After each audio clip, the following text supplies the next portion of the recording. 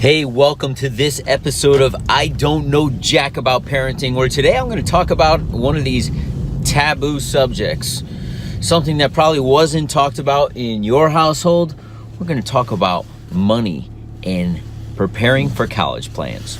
So the big question is this: how are parents like us, who don't have a manual, who are doing the best we can, who feel as though we aren't enough, how are we going to raise healthy, happy children who we are proud of and still keep our sanity in that process? That's the question, and this podcast will give you the answers. My name is Ryan Roy, and welcome to I Don't Know Jack About Parenting, a podcast for parents who are being real with themselves. Hey, welcome back to this episode of I Don't Know Jack About Parenting, where today I'm going to be talking about money, one of those taboo subjects that for whatever reason in this country and maybe around the world, I don't know, nobody really talks about. Too often, I find that in men's groups or as I talk to men, one of the things that is definitely not talked about or wasn't talked about in our household was money, whether that's how to make it, how to save it, what to do with it. It's just something that for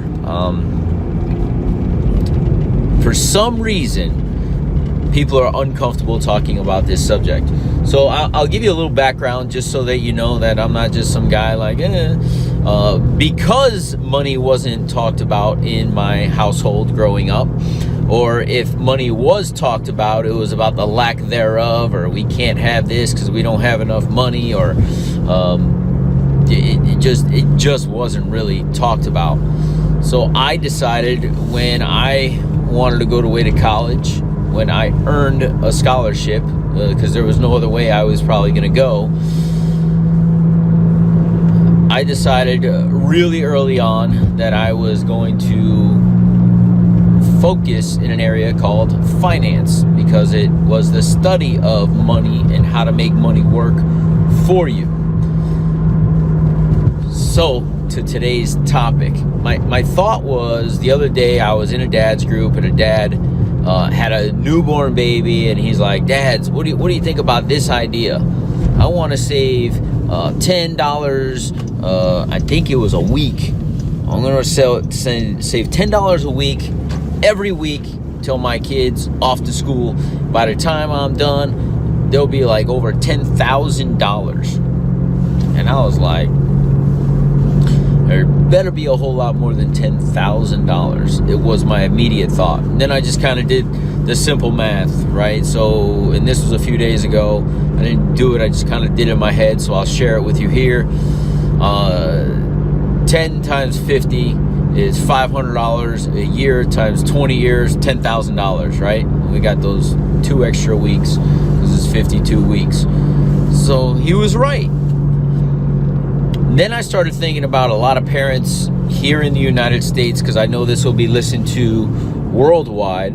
A lot of parents get into these state-funded college plans. And I remember looking at these when my first son was born, and it was some, I don't want to say astronomical number, but it was like, invest $350 a month until the child is 18, and your college plan is paid for if you started from birth. And I was like, that's a lot of money. When you did the math, it was, I don't know, $60-some thousand, I think, which projected out over 20 years, the cost of college would be, $200,000 for a kid to go to college based on inflation and things. And then they said, if your child decided not to go to college, this is what blew my brain. There's no penalty. You can get the money back. Every dime that you invested, you could get all of it back. You don't get the interest. You just get the money. And I was like, that's not fair, because they're probably big bank. They're investing it at minimum, right? Whether that's through credit cards, whether that's through home loans, they're probably getting at least a 10 to 15% return on your money. And when it's going to get intense. I don't want to get too intense. Look up one of the most, Albert Einstein said this is the eighth wonder of the world. One of the most fascinating things he ever discovered. It's the compound interest. So if you were to just compound those $10 that this gentleman said, I could probably put it on an amortization chart. That $10,000 would be more like $60,000 or $70,000 if he were to actually save and earn a decent rate of return.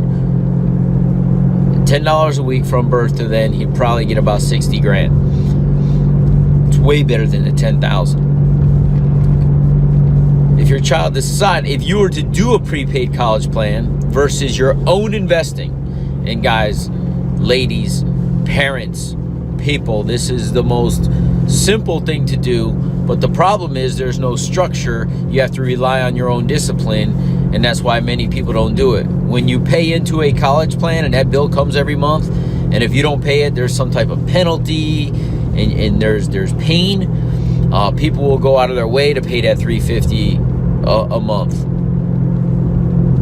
But the pleasure of having that discipline long term, that $350 a week, that's $60,000, could turn into $300,000 or $400,000. And if your child decides not to go to school, you could either gift them the account, which you probably wouldn't do if they're not going to go to school. You can invest the account yourself. You can, there's so much you can do with $400,000 if you're going to invest in a prepaid college plan anyway. But most people, one, don't understand compound interest, don't understand investing. And listen, I don't know jack about parenting, but I'm going to tell you this right now. I know a little bit about numbers, and the numbers don't lie. If you can invest in the market yourself, if you can invest in the market yourself and just buy high-end stocks that are going to return over the years at 9% interest, and you can invest that $350 a month, oh, you will not regret that decision moving forward. For the gentleman who was talking about $10 a month, or $10 a week, $40 a month, you will not regret the decision if you were to buy some stocks in whatever market you're comfortable buying stocks in. Now, if you're not comfortable in the market, no, it's real simple. All the stock is you buy a small portion of the company. So you are an owner of a company. And if the companies are doing extremely well, I'm not going to make any stock tips on here, but you guys know the big boys. If the companies worldwide are doing really well, and it's a worldwide brand, and they're helping people, or they're serving people's needs, and they've been doing it either for a long time, or you could foreseeably see them doing it for a long time in the future, just buy those stocks and let it ride. And you will be way better off than a prepaid college plan. Or, if you do have the discipline to do $10 a week, if that's what you can do, don't just put it in a savings account. Buy shares of stocks. Most millionaires, and most millionaires are everyday people, have used this strategy to become millionaires. It takes a couple of ingredients: a plan and a desire and the discipline to do it consistently.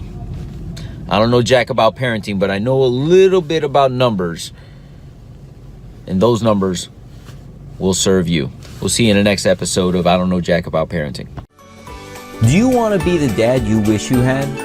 If so, go get my free book, Be the Dad You Wish You Had, at BeTheDadYouWishYouHad.com. Inside, you'll find my most effective 40 tips to quickly and easily transform yourself into the ideal dad. Go to BeTheDadYouWishYouHad.com now and get it while it's free.